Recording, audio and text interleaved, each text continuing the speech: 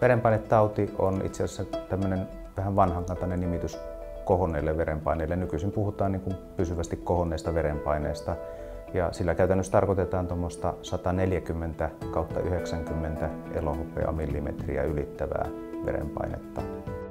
Kohonnutta verenpainetta ilmenee yleensä sitä enemmän, mitä vanhempia ihmisiä tarkastellaan.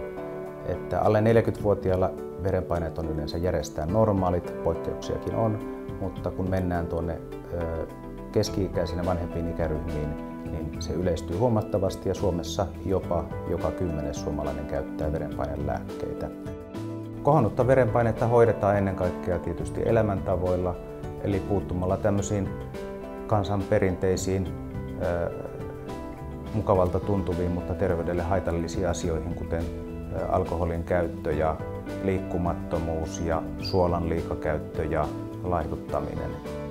Ja jos nämä ei riitä, jos ei elintapamuutokset riitä, niin sitten tarvitaan lääkehoitoa. Ja lääkkeitä on nykyisin monenlaisia, varsin tehokkaitakin. Mittaamiseen pitää olla tietty rauha, että verenpaine on aina ihmisellä korkea silloin, kun hän tekee työtä tai on stressaantunut. Tai sitten toisaalta, jos on käyttänyt tämmöisiä jotain verenpainetta nostavia nautintoaineita, niin kuin kahvia tai alkoholia tai käynyt tupakalla. Eli pitäisi olla polttamatta, juomatta mitään ja rauhoittunut noin puolisen tuntia ennen mittausta. Suositeltava verenpaineen mittausajankohta noin kotimittauksissa on yleensä aamu. Eli jos on lääkkeitä, niin jo ennen lääkkeiden ottoa, mieluiten ihannetilanteessa suoraan sängyssä, mitataan verenpaine ja kirjataan arvo saman tien ylös.